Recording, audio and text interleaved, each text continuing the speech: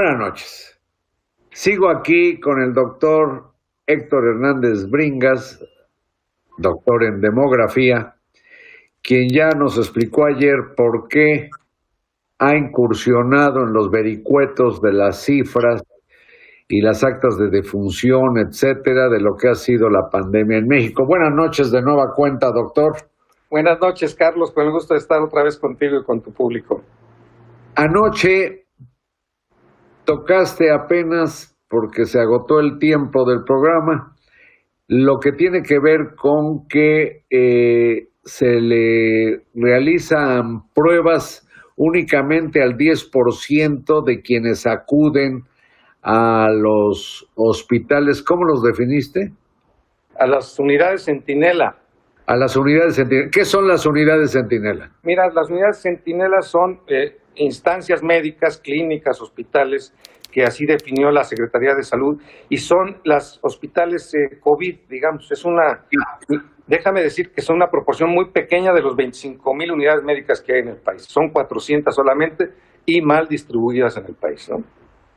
Además, me llama la atención, solo lo comento al calce, porque se ha reprochado mucho en la actual administración el haber recibido hospitales no terminados o no equipados, pero hablan de un total de 300 y pico. Y sí, yo entiendo que son más de 25,000, algunos hablan hasta de 40,000 clínicas y hospitales que hay en todo el país del sistema público de salud. Sí, señor. Sí, señor. Bueno, el asunto es que esto de las pruebas ha limitado los alcances de la medición. Pero hay algo en lo que quisiera yo tu opinión, porque con frecuencia tanto el gobierno federal como el de la capital del país hacen referencia a la disponibilidad de camas para quienes tienen que ser internados y eventualmente intubados. Sí, señor. Entonces, no sé si ha sido una referencia poco consistente para detectar la propagación del virus. Mira, por decirlo menos, Carlos, el criterio de las camas ha sido muy elemental, por no decir engañoso, francamente, ¿no? Porque, mira, en efecto, no ha habido saturación de camas, pero vamos a ver en qué condiciones están las personas que han tenido la desgracia de ir a un hospital, ¿no? De caer por COVID, enfermos en un hospital. La realidad es que ha habido camas suficientes, pero yo digo y sostengo que estas camas han sido solamente, en la inmensa mayoría de los casos, para recibir cuidados paliativos y para morir en una gran proporción. Un dato importante que no se ha manejado mucho y que ayer lo estaba yo revisando: de las personas que han sido hospitalizadas por COVID, y esto no nos lo dicen, más allá de las camas no nos hablan mucho, fíjate, de cada 3 personas que entran hospitalizadas por COVID, 2 mueren en los hospitales. Entonces, ¿de qué sirve el criterio de las camas? Si por otro lado también, te doy este otro dato, solamente 1 de cada 5 personas que han muerto por COVID, solamente 1 han recibido terapia intensiva, 1 de cada 3. Es decir, el 33% o por ahí. ¿Cuántos han sido intubados? Apenas el 34% solamente.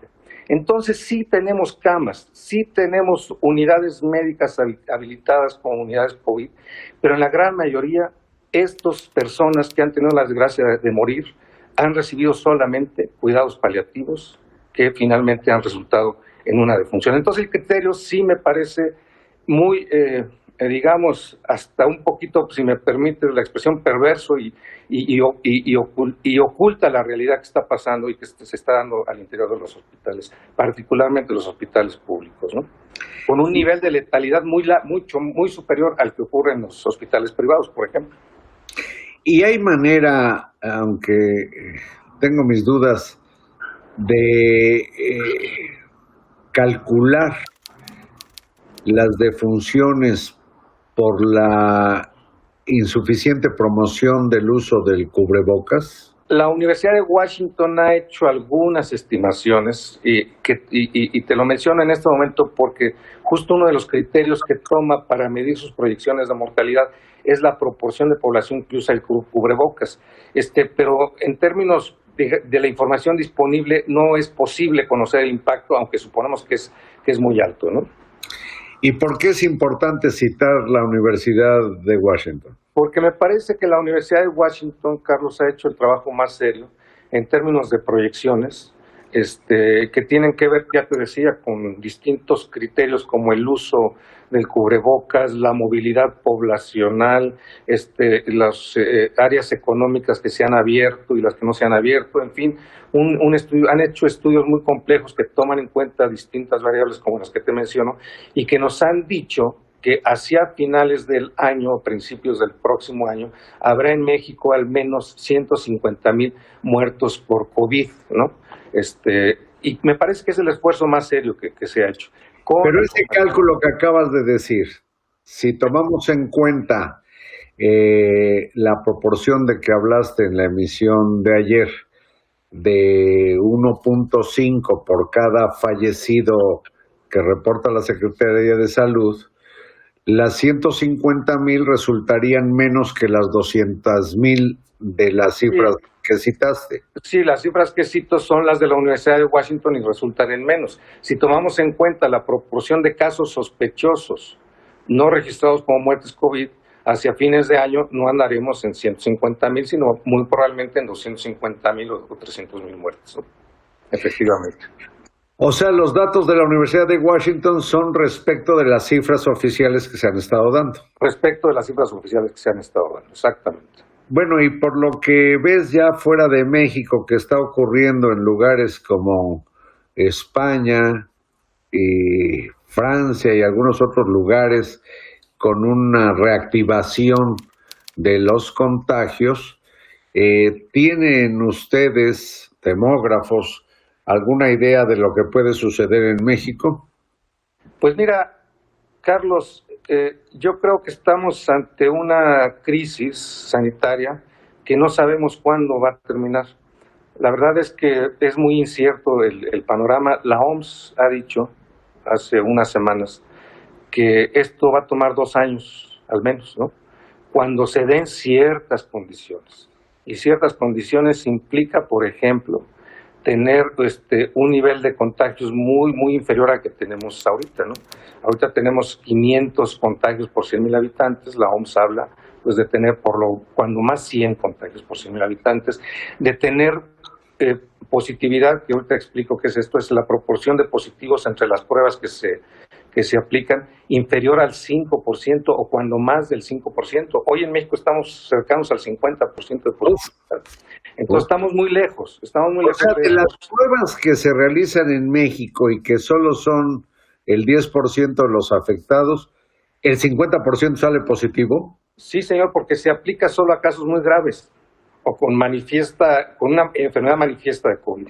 Eso impide la detección a tiempo como para frenar la cadena de inoculaciones. Pues por supuesto, la verdad es que no conocemos el tamaño y la dimensión del problema que está viviendo México ante lo limitado que han sido las pruebas. Solamente el 10% de los que tienen síntomas y que van a un centro de salud son detectados y bueno, pues efectivamente no conocemos bien la distribución que se está dando. Y lo que tú decías que está pasando en los países europeos, en España, Francia, son los rebrotes y esto va a ser inminente en México, ¿no?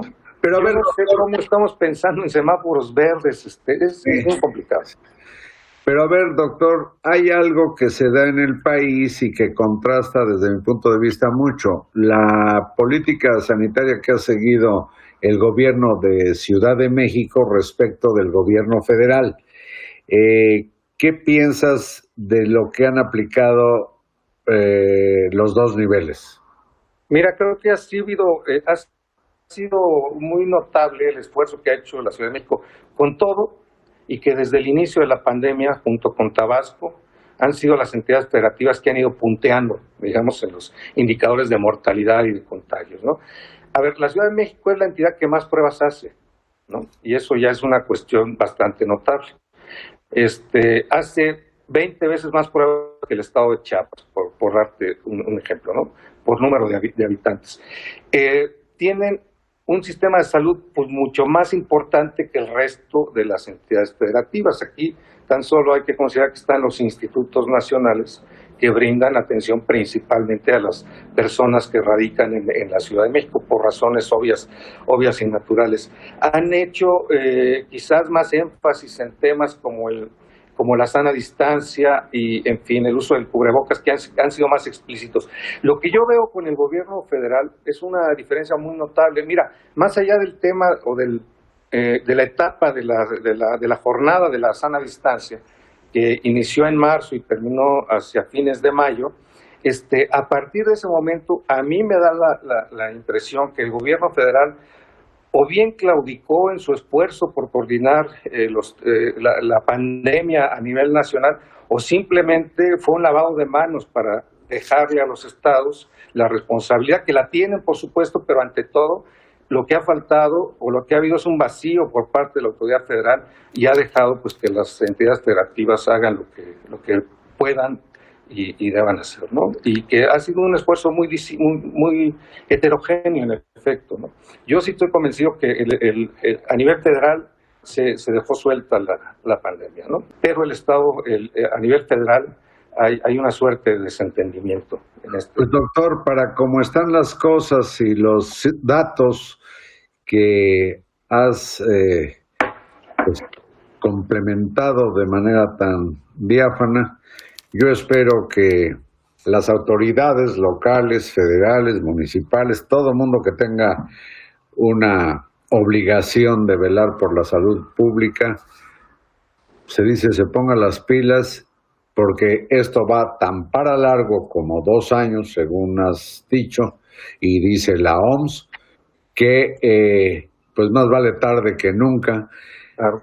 Yo te agradezco mucho estas conversaciones, supongo que no serán las únicas que tengamos, y felicidades al equipo del Centro Regional de Investigaciones Interdisciplinarias de la UNAM y pues a la carrera de demografía, si no, no sabríamos lo que nos has revelado. Muchas gracias, Carlos. El agradecido soy yo y es un privilegio estar contigo y con tu auditorio. Muchas gracias, doctor. Gracias a ustedes y buenas noches.